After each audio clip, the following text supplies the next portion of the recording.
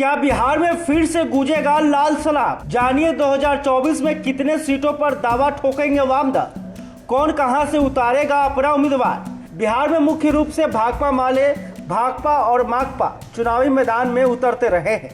India के घटक दलों के बीच सहमति बनी तो समझौते में मिले सीटों पर तीनों वाम दलों का सीधा मुकाबला भाजपा से होने वाला है। इसी चुनावी जंग में भाजपा को परास्त करने में वाम दल सफल रहे तो 25 साल बाद बिहार से लाल सलाम की आवाज लोकसभा तक पहुंच सकेगी।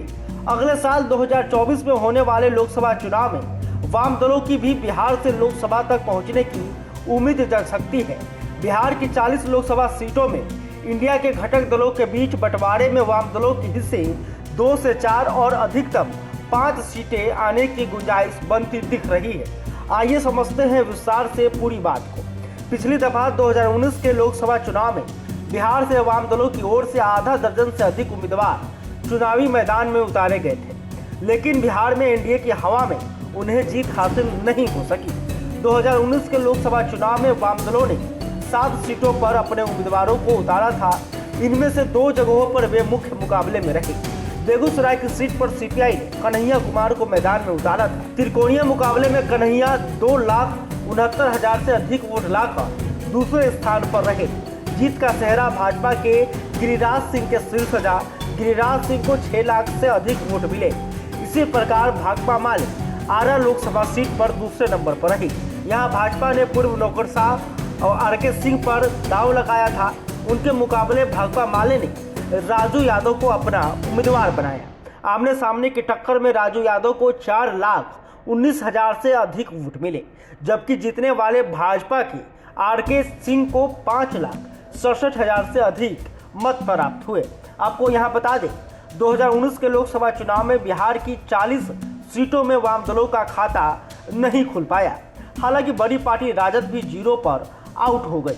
माकपा ने उजियारपुर में अपने उम्मीदवार उतारे थे, जबकि भाकपा ने बेगूसराय के अलावा पूर्वी चंपारण में तथा भाकपा माले ने आरा के अलावा सीवान, काराकाट और जहानाबाद में अपने उम्मीदवार दिए थे।